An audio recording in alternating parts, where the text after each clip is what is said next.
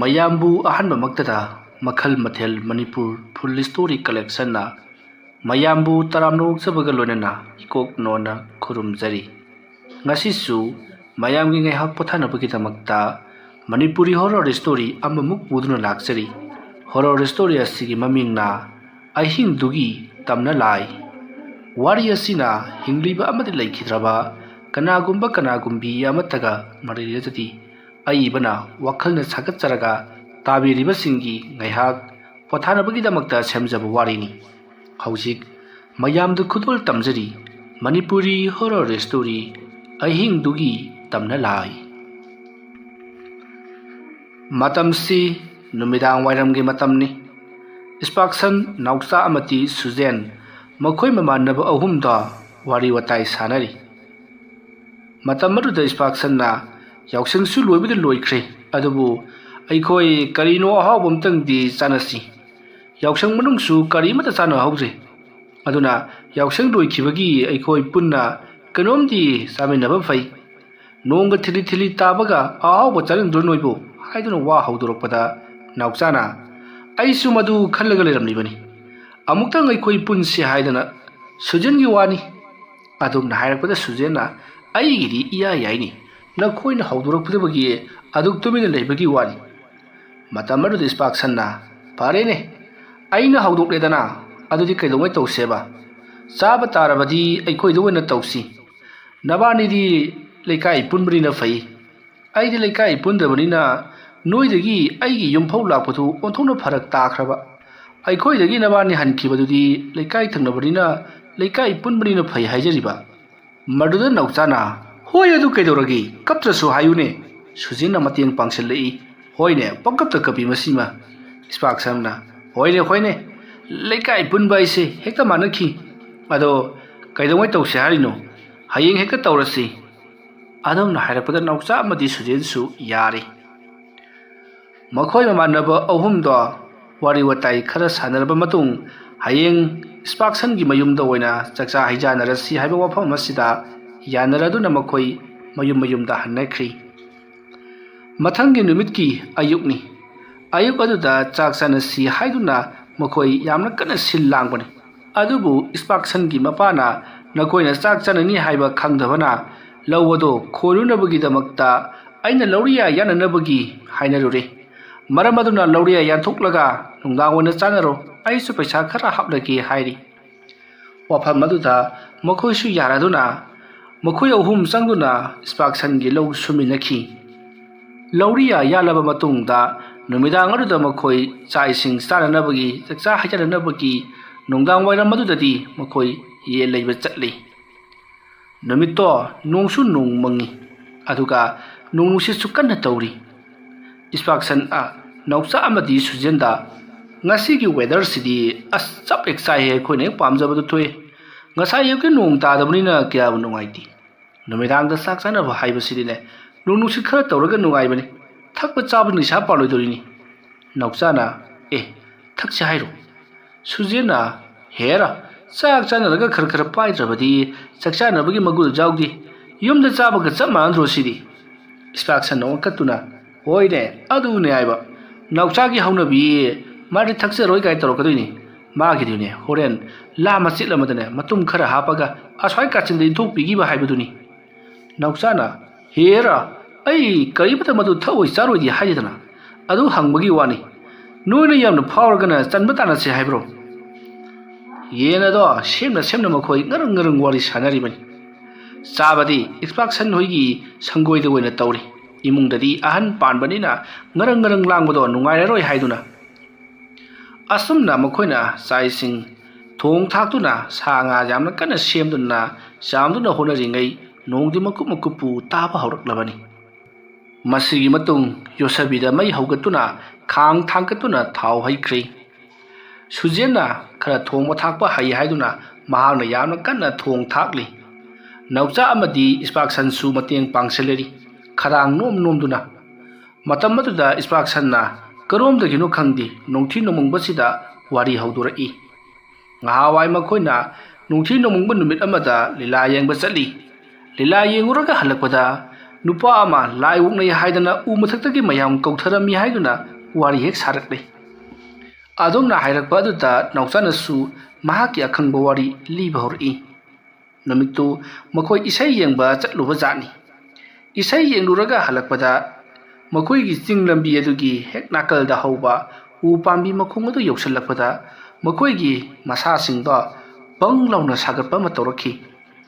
अदुमना बंग लाउना सागरलकपदुदा मखोय मयामदो कइनो है हाइनदुना परप परप लाकपदा चिंग मनाकी खोंनांग मसा सेथबदुगी मना हेक जोरकपदा अंगांग कपलकलबा जातनी अंगांग कपगी खोंजेल अदु ताबदा मखोय मयामदो खुदुप थादुना चेनलकपदा खरा तुंग थंगबा मखोयगी ममानबा अमा खंगचेन चेनबदुदा चिंग लेबाकी फोली वई करी वई तोबदुदा मखोंगदो सिट नांथोक्तुना उप्रांग उपसलगा तूरे अदुमना तूरिङै अदुदा मागी मथक अदुदा कनागुबा अमा जबे जबे नेलगा चेनखि हाया ताई मरुदगिदी मासी मकोक्तु लेखतखिदना चोरोन पारोन लोलगा दुम लैरबजानी हाना चेनखिबसिंग अदु मथकलोमदा चेंखखरगा खुलगी मिसिंगदा अमुक्ता कन्बियो हादना लाउरुबदगी मयामदु कदुनरबजानो हादना चेंथोरकदा चिलकलिबसिंग अदुना पाउ तंबदगी ममानबा अमसु तुदुना लेहौरे हाइबदगी मयाम चतुना थीरुबदा ममानबदु लेरमद्रबजानी मरुदगिदी ममानबदु कोथी थीरुरबा मतुंगदा ममानबदु मखोय मयामना ngसाइदगी हाइनरिबा खोंनांग अदुगी मासा कासी अमदा नपलगा लेरमखिबनी हाइरि मरुदगी मयाम चंगदुना लौथरबा मतुंग युमलोमदा पोरखिबनी माइबा माइबी तानदुना फनयाम लायंगलबा फावदा फना कुइना फरखिदबनी हौजिकसु अदुमक मिहुन नाम चोई हाइनरी अदुना खरा खरादी बुट प्रेट हाइबसे लैदि लैबजानी असुमना नौचाना वारी लिरकपदुदा स्पाक्सनना यारेसे नखुना चक्कदोरिबा लंबी अदुसने मयाम अदुम हाइनबनी अदुगिसु मथक्ता मफम मरुदने ngara ngahandasु मी कया मा लाइवुंगदना करिनोमा तौदना होजिकसु लायंगलगा लैरि हाइनरिबनी नोथिगा नोमंगे आइना हारिसिनि हे नखोय अहिंग लेकोना फरनिको असुमना हाइरकपदुदा सुजेना हाइसु हाइबने नौसा अखोयबु अहिंग लेखसिरो वाफम मरुदा इस्पाक्सनना होइने अहिंग लेबुना फरनी नौसा नंग नमरो लमा किगनद्रिबनेदना होरेन फन फन चोंगगा थोलकलबदी नंगी गुंदा साबुना कानरोइने अदुमना हाइरकपदा नौचाना मोंग येंगसी युंगी मीसिंगनबु करी हाइरकदोरिबनो मतम मरुदा स्पाक्सनना करीबो हाइरोनेगिने होय होय अदुम हाइरकपदाबनी आसे फोन तौख्रो मतम मरुदा सुजेना अस अगिरी बैलेंस लोगिबु कुइरेदा हापा ngамदा लेरबनी नौचा सुदु मंगाय ए मानरी जानीने अदुमना हाइरकपद स्पाक्सनना मी ओइरोय को नोय मी ओइरोय आई तौगेसे असुमना स्पाक्सनना युंगी मियोइसिंगदा फोल तौई अदुबु फोनदो पाइरक्तरी ngahak leraga callback mai tौजरक्लनी हौजी मोय चाइसिंग चारि माले हाइदुना मखोयदो थोइने हेना खंजलुद्री मसिगी मतुंग मखोयना चाबा थकप लोइरक्लबा मतुंग पुंग 10 मुक तारी थेंगसु थेंगले हननबा तौरसी नोंगसु कनसिलकपदुदगी खरा पाथाख्री अहिंग लेकपा हाइबदो नुंगाइबा होंगदी युंगी मिसिंगनसु करिमता पाउ पिरक्तरी फोनसु पाइरक्तरी अहिंग लेक्सलुरबदी अमुक याररोय हाइदुना फैगा फत्ते सगोल सेनी अदुनी अदानी तरोक्लनी हाइदुना मखोय हनखिनबा तौरई मतम मदुदा सुजेनसु अइकोय अनि सुरिबु कैदौवे हाइनो हाइदुना खरा खरा पाइसनरबनिना तिनकी लाइकी दबा हरकले स्पाक्सनना फरेसे नबानिसु सुरिबदुबु अदुम चक्रो नोंथी नोंबसी खरि तौबनी अदुसु थोने हेना खलुनु लाई वोंनरदिने बुत उरदिने अइगी मिंगपल्लो करिम तौरोइसे असुमना स्पाक्सनदो नौचा अमदी सुजेनबु थोंगाल फावबा थिनतोरकले मसिदगी स्पाक्सनसु नकोयना थोकबा चटख्रोको आई सुम लेहौरे हाइदुना महक लेहौरे स्पाक्सन लेहौरबा मतुंग नौचा अमदी सुजेनदो वारी साना साना अदुम लाकले मसिगी मतुंग नौचाना सुजेनदो वंसलकलगा Itaw, ꯑꯩꯈꯣꯏꯅ ꯆꯠꯀꯗꯧꯔꯤꯕ ꯂꯝꯕꯤꯁꯤꯒꯤ ꯂꯝꯄꯥꯛ ꯑꯃ ꯂꯩꯕꯗꯨ ꯃꯇꯝ ꯑꯗꯨꯗ ꯁꯨꯖꯦꯟꯅ ꯑꯋꯥꯡ ꯀꯥꯏꯒꯤꯗꯨ ꯅꯠꯇ꯭ꯔꯣ? ꯅꯥꯎꯆꯥꯁꯨ ꯍꯣꯏ ꯍꯥꯏꯗꯨꯅ ꯈꯨꯝꯃꯤ꯫ ꯃꯇꯝ ꯑꯗꯨꯗ ꯅꯥꯎꯆꯥꯅ ꯑꯗꯨꯒꯤ ꯂꯝꯄꯥꯛꯇꯨꯒꯤ ꯃꯇꯥꯏꯗ ꯑꯆꯧꯕ ꯍꯩꯕꯤ ꯄꯥꯝꯕꯤ ꯑꯃ ꯍꯧꯋꯤꯗꯅ, ꯃꯗꯨꯒꯤ ꯍꯩꯕꯤ ꯄꯥꯝꯕꯤꯗꯨ ꯍꯦꯂꯣꯏ ꯊꯣꯛꯑꯦꯗꯅ ꯍꯥꯏꯅꯕꯅꯤ꯫ ꯍꯣꯔꯦꯟ ꯀꯔꯤꯒꯨꯝꯕ ꯍꯦꯂꯣꯏ ꯊꯣꯛꯑꯗꯤ 이반이 렘나 다금시고 농티 농원것이 헬로이 토이 하냐면 그리고마 마두나 따시행나 헬로이 토록다바디 이반이 렘나 타로다니 헬로이 하이버시 마하기 굿기 옛탕바 쿠닝토다 구독 아마시 하이 마두기 구독도 토와이다 토이 하이 마두 이반이 짱드는 문거다바니고 그리고마 마두 방라바디 농아이리 자니다 ꯊꯣꯛꯍꯟꯅꯤꯡꯕꯁꯤꯡ ꯃꯊꯪ ꯊꯣꯛꯍꯟꯒꯗꯧꯔꯤꯕꯅꯤ꯫ ꯃꯇꯝ ꯑꯗꯨꯗ ꯁꯨꯖꯦꯟꯅ ꯑꯗꯣ ꯅꯪꯗꯤ ꯍꯥꯟꯅ ꯀꯔꯤ ꯊꯣꯛꯍꯟꯒꯅꯤ? ꯅꯥꯎꯆꯥꯅ ꯑꯩꯒꯤꯗꯤ ꯒꯥꯔꯤ ꯑꯌꯥꯡꯕꯤ ꯑꯃꯇꯪ ꯊꯣꯛꯍꯜꯂꯛꯀꯅꯤ꯫ ꯑꯩꯅ ꯒꯥꯔꯤ ꯕꯥꯏꯛ ꯑꯃꯇꯪ ꯂꯩꯒꯦꯅ ꯈꯜꯂꯛꯂꯤꯁꯦ ꯑꯩꯅ ꯄꯣꯛꯀꯗꯕ ꯊꯥ 4 ꯋꯥꯠꯂꯤꯉꯩꯗꯒꯤ ꯈꯜꯂꯕꯅꯤ ꯃꯤꯇꯥꯎ꯫ ꯑꯁ ꯅꯪꯁꯨ ꯑꯩꯉꯣꯟꯗ ꯍꯦꯛꯇ ꯍꯥꯏꯖꯤꯜꯂꯤ꯫ ꯐꯔꯦꯁꯦ, ꯁꯤꯒꯤ ꯃꯇꯥꯡꯗꯅꯦ ꯋꯥꯔꯤ ꯁꯥꯟꯅꯕ ꯍꯧꯅꯗꯦ꯫ ꯆꯠꯂꯤꯕ ꯂꯝꯕꯤ ꯀꯩꯗꯥꯁꯤꯒ ꯃꯝꯒ ꯃꯝꯃꯦ꯫ ꯐꯣꯟꯁꯤꯅ ꯃꯔꯣꯜ ꯑꯃ ꯅꯥꯎꯆꯥ ꯑꯃꯗꯤ ꯁꯨꯖꯦꯟꯗꯨ ꯃꯥꯒꯤ ꯐꯣꯟꯗꯣ ꯂꯧꯊꯣꯛꯅꯔꯒ ꯐ꯭ꯂꯥꯁ ꯂꯥꯏꯠ ꯀꯥꯞꯇꯨꯅ ꯑꯁꯨꯝ ꯂꯥꯛꯂꯤꯕꯅꯤ꯫ ꯑꯁꯨꯝ ꯂꯥꯛꯄꯅ ꯃꯈꯣꯏꯅ ꯉꯁꯥꯏꯗꯒꯤ ꯍꯥꯏꯅꯔꯤꯕ ꯂꯝꯄꯥꯛ ꯍꯥꯏꯕꯗꯨ ꯌꯧꯒꯗꯕ ꯈꯔ ꯋꯥꯠꯂꯤꯉꯩ ꯂꯩꯀꯥꯏꯒꯤ ꯃꯪ ꯂꯩꯔꯤꯕ ꯑꯗꯨꯒꯤ ꯃꯅꯥꯛ ꯂꯥꯟꯁꯤꯜꯂꯛꯏ꯫ ꯇꯥꯟꯖꯥ ꯑꯗꯨꯗ ꯅꯥꯎꯆꯥꯅ ꯃꯣꯏ ꯂꯩꯀꯥꯏꯒꯤ ꯃꯪꯁꯤ ꯌꯧꯔꯤꯅꯤ꯫ ꯏꯁꯄꯥꯛꯁꯟ ꯍꯣꯏꯒꯤ ꯃꯪꯁꯤꯗꯤ ꯃꯤ ꯀꯌꯥ ꯂꯧꯗ꯭ꯔꯕ꯭ꯔꯥ ꯀꯔꯤꯅꯣ ꯃꯣꯠꯁꯤꯜꯂꯦ꯫ ꯁꯨꯖꯦꯟꯅ ꯑꯁ ꯌꯦꯡꯁꯜꯂꯨꯅꯣꯃꯤ ꯅꯪꯕꯣ ꯀꯔꯤꯅꯣ ꯈꯪꯗꯦ꯫ ꯑꯁꯨꯝꯅ ꯅꯥꯎꯆꯥꯅ ꯆꯕꯦꯡ ꯑꯁꯨꯝ ꯉꯥꯡꯂꯛꯄ ꯑꯗꯨꯗ ꯁꯨꯖꯦꯟꯅꯁꯨ ꯉꯥꯡꯒꯅꯣꯃꯤ ꯇꯨꯃꯤꯟꯅ ꯆꯠꯂꯣꯃꯤ ꯍꯥꯏꯗꯨꯅ ꯆꯩꯔꯤ꯫ ꯑꯁꯨꯝꯅ ꯁꯨꯝ ꯆꯠꯂꯤꯉꯩ ꯃꯪ ꯃꯅꯥꯛ ꯑꯗꯨ ꯌꯧꯁꯤꯜꯂꯛꯄꯗ ꯅꯥꯎꯆꯥꯒꯤ ꯂꯨꯈꯝꯗ ꯀꯅꯥꯒꯨꯝꯕ ꯑꯃꯅ ꯌꯥꯝꯅꯗꯤ ꯀꯟꯗꯕꯤꯗ ꯈꯨꯄꯥꯛꯅ ꯊꯥꯔꯛꯏ꯫ ꯑꯁꯨꯝꯅ ꯅꯥꯎꯆꯥꯒꯤ ꯂꯨꯈꯝ ꯑꯗꯨꯗ ꯈꯨꯄꯥꯛꯅ ꯄꯥꯛ ꯂꯥꯎꯅ ꯊꯥꯔꯛꯄ ꯑꯗꯨꯗ ꯅꯥꯎꯆꯥꯗꯣ ꯏꯉꯛꯅ ꯀꯩꯅꯣꯅꯦ ꯏꯇꯥꯎ? ꯑꯗꯨꯝꯅ ꯍꯥꯏꯔꯛꯄꯗ ꯁꯨꯖꯦꯟꯅ ꯀꯩꯗꯧꯔꯒꯦ? ꯑꯁ ꯅꯪꯅ ꯑꯩꯒꯤ ꯈꯖꯥꯏ ꯁꯤ ꯂꯨꯈꯝꯁꯤꯗ ꯈꯨꯄꯥꯛꯅ ꯊꯥꯔꯛꯑꯒ ꯀꯩꯗꯧꯔꯒꯦꯅꯦ? ꯅꯥꯎꯆꯥ ꯅꯪ ꯐꯖꯅ ꯈꯥꯏꯔꯦꯍꯦ꯫ ꯁ꯭ꯋꯥꯏꯗ ꯆꯠꯂꯤꯕ ꯑꯩꯅ ꯅꯪꯒꯤ ꯂꯨꯈꯝꯗꯨꯗ ꯈꯨꯄꯥꯛ ꯊꯥꯔꯛꯑꯗꯤ ꯑꯩꯒꯤ ꯈꯨꯠꯁꯤꯗꯤ ꯃꯤ 3ꯒꯤ ꯆꯥꯡꯗ ꯁꯥꯡꯇꯣꯛꯄ ꯌꯥꯔꯦꯅꯦ꯫ ꯑꯗꯨꯗꯤ ꯍꯧꯖꯤꯛ ꯈꯨꯄꯥꯛ ꯊꯥꯔꯤꯗꯨꯗꯤ ꯀꯅꯥ ꯑꯣꯏꯔꯕꯖꯥꯠꯅꯣ? ꯁꯨꯖꯦꯟꯅ ꯚꯨꯠꯅꯅꯦ ꯚꯨꯠꯅ ꯈꯔ ꯊꯨꯅ ꯅꯌꯨꯝ ꯌꯧꯅꯕ ꯆꯠꯂꯣ ꯍꯥꯏꯔꯛꯏꯕ꯫ ꯅꯪꯅ ꯆꯕꯦꯡ ꯉꯥꯡꯕꯗꯨ ꯇꯥꯅꯤꯡꯗ꯭ꯔꯕꯖꯥꯠꯅꯤ꯫ ꯃꯁꯤꯗꯒꯤ ꯅꯥꯎꯆꯥꯗꯣ ꯇꯨꯡ ꯃꯥꯡ ꯀꯣꯏꯂꯩ ꯂꯩꯗꯨꯅ ꯌꯦꯡꯉꯤ꯫ ꯃꯍꯥꯛꯅ ꯑꯗꯨꯝꯅ ꯀꯣꯏꯂꯩ ꯂꯩꯗꯨꯅ ꯌꯦꯡꯂꯛꯄꯗ ꯃꯈꯣꯏꯅ ꯆꯠꯂꯤꯕ ꯂꯝꯕꯤ ꯑꯗꯨꯒꯤ ꯃꯄꯥꯟꯗ ꯂꯩꯍꯧꯔꯤꯕ ꯃꯪ ꯑꯗꯨꯗ ꯀꯅꯥꯒꯨꯝꯕ ꯑꯃ ꯂꯦꯞꯂꯒ ꯂꯩꯕꯗꯣ ꯅꯥꯎꯆꯥꯅ ꯎꯔꯤ꯫ ꯃꯇꯝ ꯑꯗꯨꯗ ꯅꯥꯎꯆꯥꯅ ꯁꯨꯖꯦꯟꯗ ꯏꯇꯥꯎ ꯀꯩꯅꯣ ꯇꯧꯍꯥꯜꯂꯤꯁꯤꯗꯤ? ꯑꯁꯨꯝꯅ ꯍꯥꯏꯔꯛꯄꯗ ꯁꯨꯖꯦꯟꯁꯨ ꯏꯄꯥ ꯄꯥꯈꯠꯅ ꯀꯩꯗꯧꯔꯒꯦ ꯍꯥꯏꯗꯨꯅ ꯂꯩꯊꯣꯔꯛꯏ꯫ ꯅꯣꯡ ꯇꯥꯕꯅꯤꯅ ꯄꯨꯝꯃꯝ ꯃꯝꯃꯤ, ꯀꯔꯤꯁꯨ ꯎꯗ꯭ꯔꯦ꯫ ꯁꯨꯖꯦꯟꯅ ꯀꯔꯤꯁꯨ ꯂꯩꯇꯦꯅ ꯀꯩꯅꯣ ꯑꯃꯝꯕꯁꯤꯗ ꯀꯔꯤ ꯎꯗꯣꯔꯤꯒꯦ? ꯃꯇꯝ ꯑꯗꯨꯗ ꯅꯥꯎꯆꯥꯅ ꯉꯥꯏꯈꯣ ꯏꯇꯥꯎ, ꯅꯣꯡꯃ ꯃꯤꯠ ꯈꯥꯛꯄ ꯉꯥꯏꯈꯣ, ꯑꯩꯁꯨ ꯅꯣꯡꯃ ꯃꯤꯠ ꯈꯥꯛꯄꯗ ꯀꯩꯅꯣꯝ ꯎꯍꯧꯔꯦ꯫ ꯑꯗꯨꯝꯅ ꯍꯥꯏꯅꯔꯤꯉꯩ ꯑꯃꯨꯛꯀꯁꯨ ꯅꯣꯡ ꯈꯥꯛꯂꯛꯂꯦ꯫ ꯅꯣꯡꯃ ꯃꯤꯠ ꯈꯥꯛꯄꯒꯤ ꯉꯥꯜꯂꯕ ꯃꯩꯉꯥꯜ ꯑꯗꯨꯅ ꯃꯪ ꯀꯥꯕꯝꯒꯤ ꯑꯗꯩꯗꯨꯗ ꯀꯅꯥꯒꯨꯝꯕ ꯑꯃ ꯋꯥꯡꯖꯤꯡ ꯋꯥꯡꯅ ꯃꯨꯁꯤꯟ ꯃꯨꯅ ꯃꯃꯤꯑꯣꯏ ꯁꯥꯃꯤꯑꯣꯏ ꯂꯦꯞꯂꯤꯕꯗꯣ ꯁꯨꯖꯦꯟꯁꯨ ꯎꯍꯧꯔꯤ꯫ ꯃꯗꯨ ꯎꯕꯗ ꯁꯨꯖꯦꯟꯅ ꯏꯇꯥꯎ ꯅꯪ ꯂꯩꯍꯧꯈꯤꯗ꯭ꯔꯥ? ꯑꯩ ꯆꯦꯜꯂꯦꯍꯦ ꯍꯥꯏꯗꯨꯅ ꯁꯨꯖꯦꯟꯗꯤ ꯈꯨꯗꯨꯞ ꯊꯥꯗꯨꯅ ꯆꯦꯜꯂꯛꯂꯤ꯫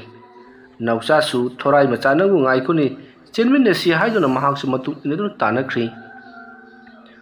ꯃꯈꯣꯏꯒꯤ ꯅꯤꯁꯥꯒ ꯂꯣꯏꯅꯃꯛ ꯍꯟꯈ꯭ꯔꯦ꯫ ꯑꯁꯨꯝꯅ ꯅꯥꯎꯆꯥ ꯑꯃꯗꯤ ꯁꯨꯖꯦꯟꯗꯣ ꯌꯥꯡꯅ ꯑꯁꯨꯝ ꯆꯦꯜꯂꯛꯄꯅ ꯉꯁꯥꯏ ꯃꯈꯣꯏꯅ ꯍꯥꯏꯅꯔꯤꯕ ꯍꯦꯂꯣꯏ ꯊꯣꯛꯏ ꯍꯥꯏꯕ ꯂꯝꯄꯥꯛ ꯃꯇꯥꯏꯒꯤ ꯍꯩꯕꯤ ꯃꯅꯥꯛ ꯑꯗꯣ ꯌꯧꯁꯤꯜꯂꯛꯂꯦ꯫ ꯃꯇꯝ ꯑꯗꯨꯗ ꯅꯥꯎꯆꯥꯅ ꯂꯝꯄꯥꯛ ꯃꯌꯥ ꯑꯗꯨ ꯌꯧꯁꯤꯜꯂꯛꯄꯗ ꯋꯥꯔꯗꯨꯅ ꯁꯣꯔ ꯊꯕꯦꯠ ꯍꯣꯜꯂꯒ ꯍꯩ ꯁꯨꯖꯦꯟ ꯉꯥꯏꯈꯣꯃꯤ ꯃꯇꯥꯎ ꯅꯪꯕꯣ, Nang tanabana hena wajakhreda. Aina nang taraba. Ai amuk butna tanarakpa. Aikoi ahum lamjin tana leirine tawrisi. Nangna first, aina second, butna third. Fajare sidiye. Matam aduda Sujenna lauduna leirano. Chelongnaba tawsi. Buttu tudi kaisu waramoi. Paira lakunina. Chen manangai dani warisi. Ngang duna changsalai. Aduga Nausagi manakta khuru kontaraga lepi aduga parab jaselo aikhoina pothari ba jaga sisune haina bi jaga duni parab jaselo adumna haina dingai makhoida leidi ba jaga aduda karino haifam khangdaba namthiba manamama namlakle koigi tayar gumba plastic gumba mai tharaga wamsillaga thamlaga madugi maikhusin karakpa gumna tawri matam madu Nausana karai dagi nu kathi manamam laisina nung tausida karai dagi mainu chaisibu adusu mathakta saisin thong thako matam sunati pungsu tarama thui tar hey Sujen chalo nuba tausi heloi thom daisi thaibong chakhaiba manam gumba chini champra manam gumba nammena haibani siri heloi labo oramare chalo rasi to asumna Nausa amati Sujen do lampak leiriba adomda chentharakli lampak leiriba adugi asom thangba wangbadadi turiel leiribani haibadi turiel mapanda leiba lampak ni lampak sidagi kumthakrabadi turiel leigadoribani matam maruda Nausa amati Sujendi lambi romda selibani haiduna lampak lomda chentharakli asumna lampak adugi jaga amada chensillaga ta swaida nghaktang nong thupasi nong su kansilakle karino khuna tawgadoribasu phone su paisa amata yangodi ai gyan taslakreda matam adu Sujena ado paisa hapsan se haibro ai gi gp da paisa di yauri Nausana hai katha nangi network tu bu phanglabadi whatsapp ta urasu yum ta call tawba yaine network tu phangdabani ne internet jawdabani ne sumine phone paisa kapasi internet changiko asomna makhoi anina hainaringai lampak adugi akoibada kana no khara koicha chatpagi makhol tari makhol adu tabada Nausana kainoi taw aikhoina yumlomda chilaklibani haiduna chilaklibasibu natraba jalo asomna hairaga makhoina pariba phol aduna tungmang koilei leiduna kaplakpadadi makhoina leiribasidi lampak manakida leiba kachil amadani haibase khangakle yumlomda natri lampak lomda chentharakle haibase khangakpadiki mukhoi anido unga ngakle aikhoibu haujikta yumlomda chenkibadaine khara thuna yumda chalonaba tawsi haiduna makhoido amu haugatuna lampaki matairomda amu chelakle matam maduta Nausa amati Sujen makhoyanina lampakta chabuk chilibudu kana no haiduna nong khakpaki mangal ado ngairaga hinguna leiri asumna nong khakpaki mangal aduda karino haiduna yinubadadi Nausa amati Sujen do mathwai hingunaba kudup thaduna mayum jongunaba magi thokpa chenarakle lampak adugi akoibada mangak chawdaba mami sami miyuiba mayamama chabuk chilibudo Nausa amati Sujenna uri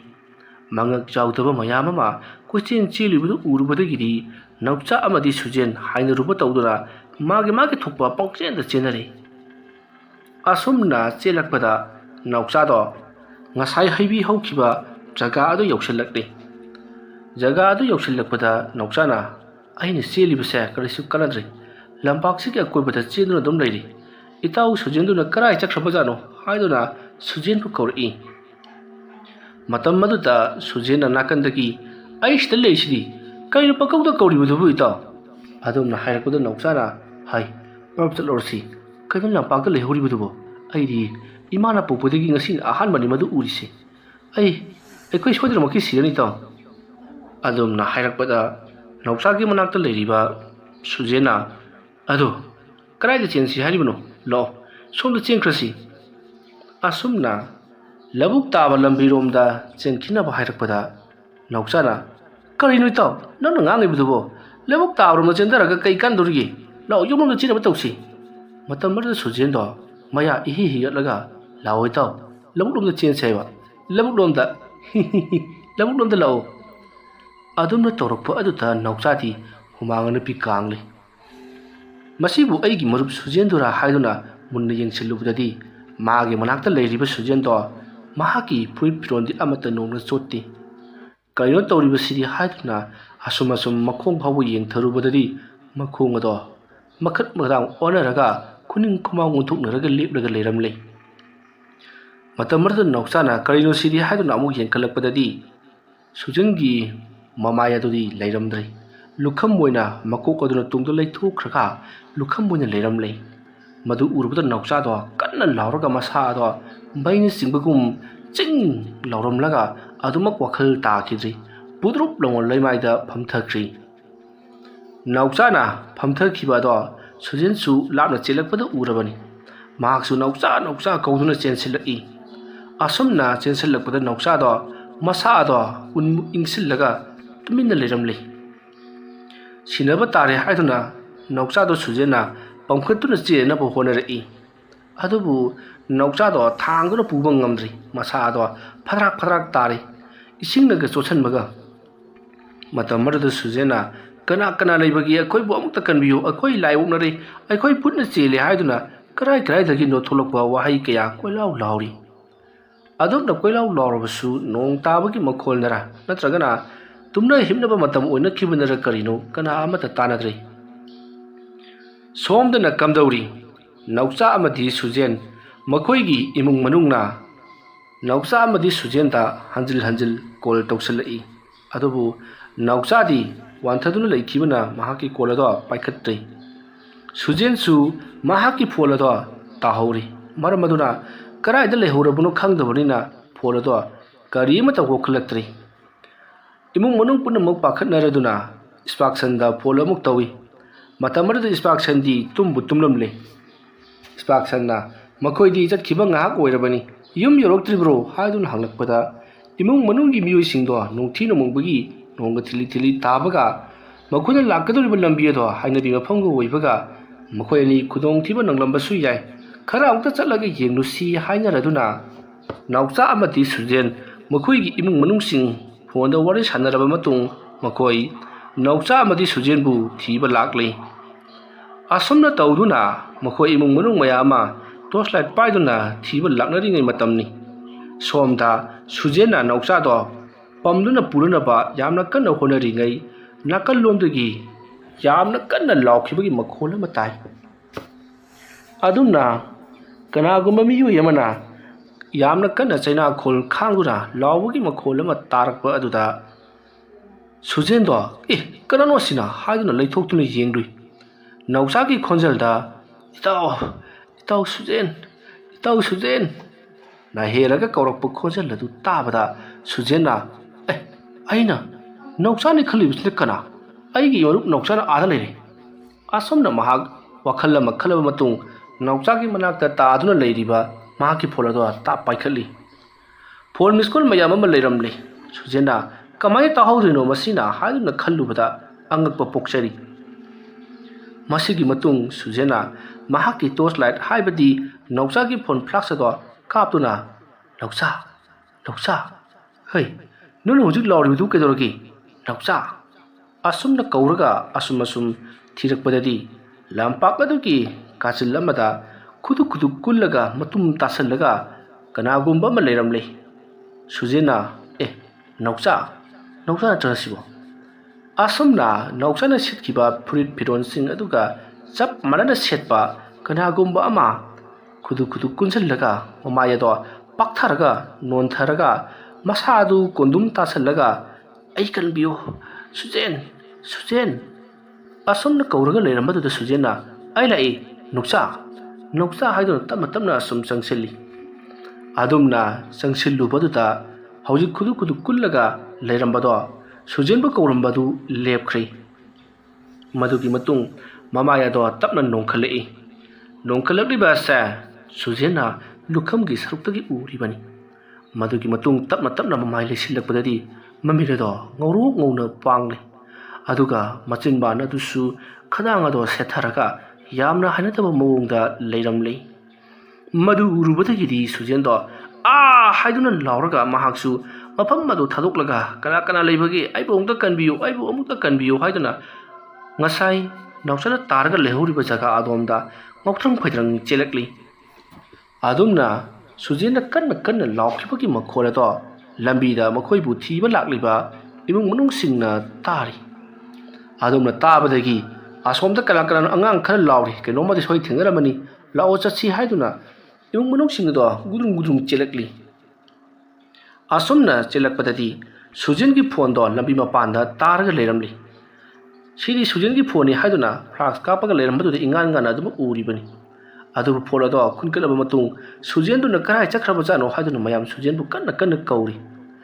ꯀꯧꯗꯨꯅ ꯁꯨꯝ ꯆꯪꯁꯤꯜꯂꯛꯄꯗ ꯍꯩꯕꯤ ꯃꯈꯣꯡ ꯑꯗꯨꯒꯤ ꯃꯅꯥꯛꯇ ꯅꯥꯎꯆꯥ ꯑꯃꯗꯤ ꯁꯨꯖꯦꯟꯗꯣ ꯋꯥꯈꯜ ꯃꯥꯡꯂꯒ ꯂꯣꯡꯈꯥꯛ ꯂꯣꯡꯗꯨꯅ ꯇꯥꯗꯨꯅ ꯂꯩꯔꯝꯂꯤ꯫ ꯃꯁꯥꯗꯁꯨ ꯁꯣꯛꯄꯒꯤ ꯗꯥꯛꯐꯝ ꯃꯌꯥꯝ ꯑꯃ ꯂꯩꯔꯝꯂꯤ꯫ ꯅꯥꯎꯆꯥꯁꯨ ꯁꯨꯖꯦꯟꯁꯨ ꯃꯁꯤꯗꯒꯤꯗꯤ ꯃꯌꯥꯝ ꯆꯪꯗꯨꯅ ꯅꯥꯎꯆꯥꯒꯤ ꯐꯣꯟ ꯑꯗꯨꯁꯨ ꯃꯈꯣꯏꯅ ꯄꯥꯏꯁꯤꯟꯈ꯭ꯔꯦ꯫ ꯑꯗꯨꯒ ꯃꯈꯣꯏꯕꯨ ꯌꯨꯝ ꯌꯧꯅꯅꯕ ꯃꯈꯣꯏ ꯑꯅꯤ ꯑꯍꯨꯝꯅ ꯊꯥꯡꯗꯨꯅ ꯅꯥꯎꯆꯥ ꯑꯃꯗꯤ ꯁꯨꯖꯦꯟꯕꯨ ꯑꯃꯃꯝ ꯊꯥꯡꯗꯨꯅ ꯄꯣꯔꯛꯂꯤ꯫ ꯑꯁꯨꯝꯅ ꯄꯣꯔꯛꯄꯅ ꯅꯥꯎꯆꯥꯒꯤ ꯃꯌꯨꯝꯅ ꯈꯔ ꯅꯛꯄꯗꯒꯤ ꯅꯥꯎꯆꯥꯒꯤ ꯃꯌꯨꯝꯗ ꯑꯅꯤꯃꯛ ꯄꯨꯁꯜꯂꯤ꯫ ꯑꯗꯨꯒ ꯀꯔꯤ ꯇꯧꯅꯤ ꯁꯤꯗꯤ, ꯀꯃꯥꯏꯅ ꯇꯧꯈ꯭ꯔꯤꯕꯖꯥꯠꯅꯣ, ꯃꯥꯏꯕ ꯑꯃ ꯌꯥꯎꯗꯕ ꯌꯥꯔꯔꯣꯏ ꯍꯥꯏꯗꯨꯅ ꯃꯈꯣꯏꯒꯤ ꯂꯩꯀꯥꯏꯒꯤ ꯌꯥꯝꯅ ꯍꯩꯕ ꯑꯃꯥꯏꯕ ꯑꯃ ꯀꯧꯔꯨꯔꯤ꯫ ꯃꯥꯏꯕ ꯑꯗꯨꯅ ꯂꯥꯛꯄ ꯃꯇꯝꯗ ꯁꯤꯗꯤ ꯂꯝꯕꯤꯗ ꯑꯔꯥꯛ ꯑꯈꯪꯅꯕꯅꯤ, ꯃꯈꯣꯏꯗ ꯂꯥꯏꯃꯛꯅ ꯅꯝꯕꯗꯤ ꯅꯝꯗ꯭ꯔꯤ, ꯃꯈꯣꯏꯒꯤ ꯗꯁꯥꯁꯤ ꯈꯔꯗꯤ ꯀꯟꯕꯖꯥꯠꯅꯤ, ꯃꯈꯣꯏꯒꯤ ꯎꯀꯜ ꯑꯃ ꯂꯩꯈꯤꯕꯅ ꯃꯈꯣꯏꯗ ꯅꯝꯕꯃꯛꯇꯤ ꯅꯝꯍꯧꯗ꯭ꯔꯤ, ꯅꯝꯒꯦ ꯇꯧꯔꯝꯕꯖꯥꯠꯅꯤ꯫ ꯀꯔꯤꯒꯨꯝꯕ ꯃꯁꯤꯅ ꯅꯝꯂꯝꯂꯕꯗꯤ ꯃꯈꯣꯏ ꯑꯃꯨꯛ ꯍꯟꯅ ꯒ꯭ꯌꯥꯟ ꯂꯥꯛꯑꯔꯣꯏꯗꯕꯅꯤ꯫ ꯂꯥꯏ ꯇꯥꯏꯅꯁꯤ, ꯁꯥꯍꯨꯝ ꯑꯁꯤ ꯂꯧꯊꯣꯛꯅꯕ ꯇꯧꯁꯤ, ꯑꯩ ꯇꯤꯡꯀꯣꯛ ꯂꯥꯏꯀꯣꯛꯅꯕ ꯂꯥꯏ ꯈꯨꯔꯨꯝꯕꯤꯒꯦ, ꯅꯣꯡ ꯉꯥꯟꯈ꯭ꯔꯕꯗꯤ ꯌꯥꯔꯣꯏ ꯍꯥꯏꯗꯨꯅ ꯅꯣꯡ ꯃꯔꯛ ꯑꯗꯨꯗ ꯁꯥꯇꯤꯟ ꯇꯨꯞꯇꯨꯅ ꯃꯥꯏꯕ ꯑꯗꯨꯅ ꯍꯥꯏꯔꯛꯄ ꯄꯣꯠꯂꯝ ꯆꯩꯔꯝ ꯈꯨꯗꯤꯡꯃꯛ ꯌꯥꯝꯅ ꯋꯥꯅ ꯁꯤꯟ ꯂꯥꯡꯂꯤ꯫ ꯅꯨꯃꯤꯗꯥꯡ ꯑꯗꯨꯗ ꯂꯐꯨ ꯃꯅꯥꯁꯨ ꯍꯦꯛꯂꯤ꯫ ꯑꯗꯨꯗꯨꯒ ꯌꯦꯡꯕꯤ ꯑꯃꯨꯕꯤꯒꯤ ꯌꯦꯔꯨꯝ ꯆꯪꯒꯅꯤ ꯍꯥꯏꯔꯛꯄꯗꯒꯤ ꯀꯣꯏꯊꯤ ꯊꯤꯔꯨꯔꯤ, ꯌꯦꯔꯨꯝ 2 ꯄꯨꯔꯛꯂꯤ꯫ ꯃꯗꯨꯒꯤ ꯃꯇꯨꯡꯗ ꯑꯃꯥꯏꯕ ꯑꯗꯨꯅ ꯌꯥꯔꯅꯤ ꯁꯤ ꯑꯣꯏꯔꯕꯗꯤ ꯃꯈꯣꯏꯅ ꯉꯁꯥꯏ ꯂꯥꯛꯄ ꯃꯇꯝꯗ ꯇꯥꯔꯒ ꯂꯩꯔꯝꯕ ꯖꯒꯥ ꯑꯗꯨꯗ ꯄꯣꯠꯂꯝ ꯆꯩꯔꯝꯁꯤꯡ ꯑꯁꯤ ꯀꯠꯂꯨꯒꯗꯕꯅꯤ, ꯑꯩꯒ ꯑꯩꯈꯣꯏ ꯃꯤꯑꯣꯏ ꯈꯔꯒ ꯇꯧꯔꯒ ꯆꯠꯂꯁꯤ, ꯃꯗꯨꯒꯤ ꯃꯇꯨꯡ ꯃꯈꯣꯏꯁꯤꯡꯁꯦ ꯅꯣꯡꯃ ꯅꯤꯅꯤ ꯍꯨꯝꯅꯤꯗꯤ ꯉꯥꯎꯇ꯭ꯔꯪ ꯐꯩꯗ꯭ꯔꯪ ꯂꯩꯒꯅꯤ, ꯑꯗꯨꯒ ꯇꯞꯅ ꯇꯞꯅ ꯍꯟꯊꯔꯛꯀꯅꯤ, ꯄꯥꯛ ꯍꯦꯛ ꯍꯟꯊꯕꯗꯤ ꯑꯣꯏꯔꯔꯣꯏ꯫ ꯃꯐꯝ ꯑꯗꯨꯗ ꯂꯩꯔꯤꯕ ꯇꯤꯃꯨ ꯂꯥꯏꯃꯨꯁꯤꯡ ꯑꯁꯤ ꯈꯔ ꯃꯄꯥꯡꯒꯜ ꯀꯟꯕꯅꯤ꯫ ꯑꯗꯨꯒ ꯅꯥꯎꯆꯥ ꯑꯃꯗꯤ ꯏꯕꯨꯡꯉꯣ ꯁꯨꯖꯦꯟ ꯃꯈꯣꯏ ꯑꯅꯤꯒꯤ ꯂꯥꯏꯕꯛꯇ ꯑꯁꯤꯒꯨꯝꯕ ꯂꯥꯏꯌꯦ ꯅꯝꯃꯨ ꯍꯥꯏꯕ ꯂꯩꯇꯕꯅ ꯁꯥꯍꯨꯝ ꯈꯛꯇꯃꯛ ꯐꯪꯉꯒ ꯇꯣꯛꯄꯅꯤ꯫ ꯍꯧꯖꯤꯛꯇꯤ ꯂꯥꯏꯒꯤ ꯆꯕꯥꯟ ꯊꯥꯗꯣꯛꯂꯨꯔꯁꯤ꯫ ꯑꯁꯨꯝꯅ ꯑꯃꯥꯏꯕ ꯑꯗꯨꯒ ꯇꯧꯔꯒ ꯃꯈꯣꯏ 3-4 ꯆꯠꯇꯨꯅ ꯉꯁꯥꯏ ꯁꯨꯖꯦꯟ ꯑꯃꯗꯤ ꯅꯥꯎꯆꯥ ꯃꯈꯣꯏ ꯑꯅꯤꯅ ꯒ꯭ꯌꯥꯟ ꯃꯥꯡꯂꯒ ꯇꯥꯔꯝꯕ ꯍꯩꯕꯤ ꯃꯈꯣꯡ ꯑꯗꯨ ꯇꯝꯅ ꯂꯥꯛꯂꯤ꯫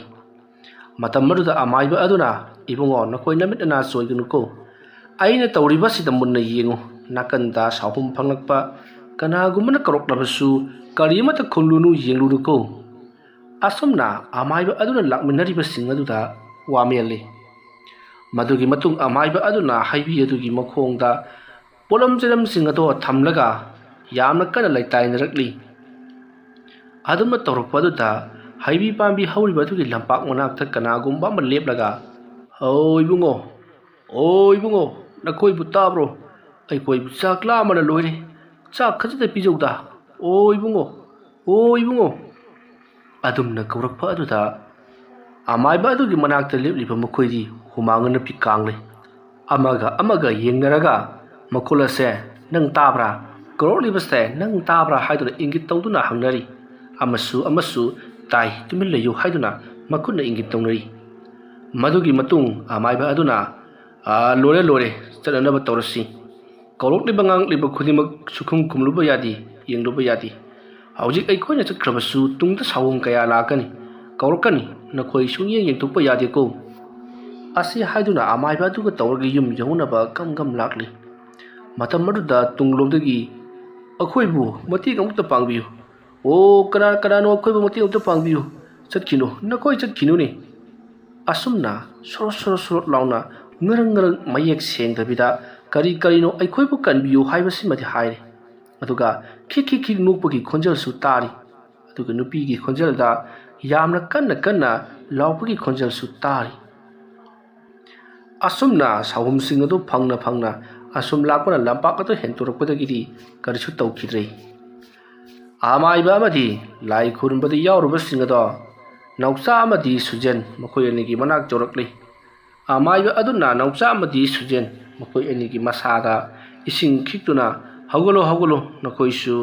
ꯈꯔ ꯃꯈꯩꯗꯤ ꯋꯥꯔꯝꯂꯒꯅꯤ ꯍꯥꯏꯗꯨꯅ ꯂꯩꯋꯥ ꯀꯌꯥ ꯁꯣꯟꯗꯨꯅ ꯃꯈꯣꯏꯕꯨ ꯇꯦꯛꯈꯠꯅꯅꯕꯒꯤꯗꯃꯛꯇ ꯍꯧꯗꯣꯔꯛꯂꯤ ꯃꯇꯝ ꯑꯗꯨꯗ ꯅꯥꯎꯆꯥꯗꯣ ꯇꯞꯅ ꯍꯧꯒꯠꯂꯛꯂꯤ